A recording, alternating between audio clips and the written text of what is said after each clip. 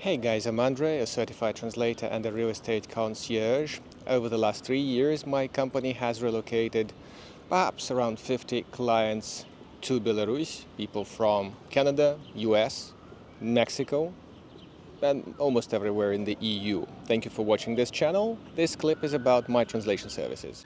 Well, obviously I speak English, and mostly English, and that's my major language. And certified translator means I'm listed with the notary office of Minsk, basically valid across Belarus. That means I can be present at any sorts of official events, be that police dealings or some kind of an official act like marriage or the other way around, and be representing the interests, not really interests, more like relaying the events, translating for the English speaker.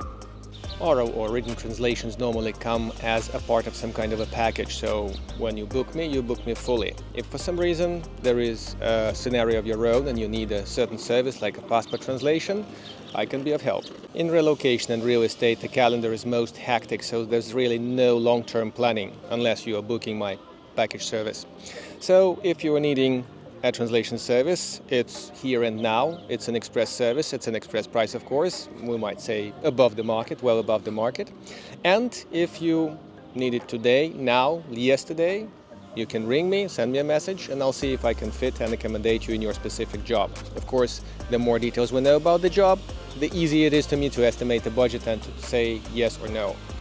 If you can imagine yourself in the office, if you can ask yourself a few questions that a notary or a registrar or an officer will be asking you and try to answer them in Russian.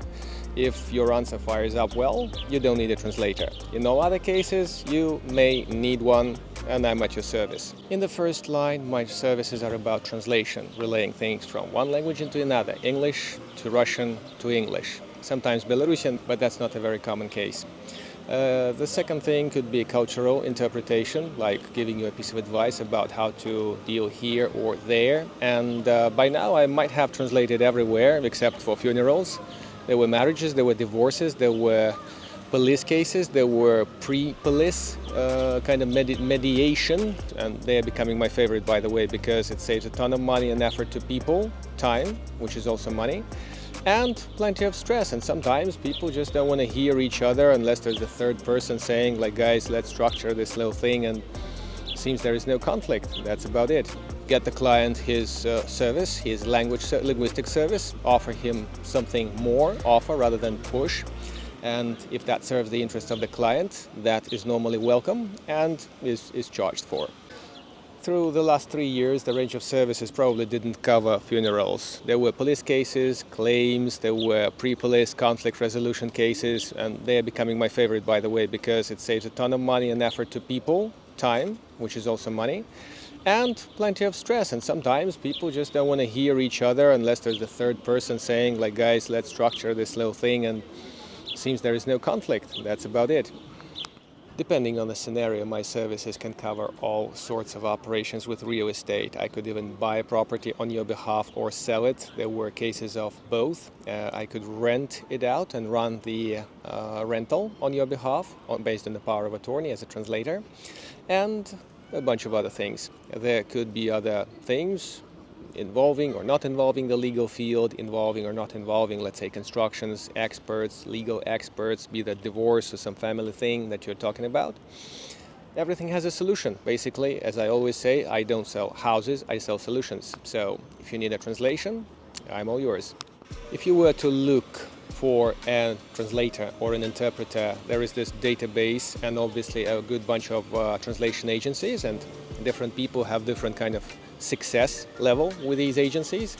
The database where I'm on, once again, is full of agencies and very strange operators who are just never available when you need them and charge an awful lot of money when you need them.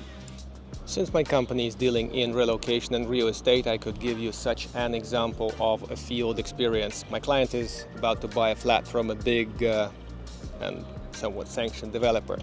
So their real estate, their service lady, a rather annoying service lady, worse than me, is telling him that he can register offhand, although the property is unfinished, and he can pay installments and become the final owner in 2 years' time. To which I politely ask, like, how does it work?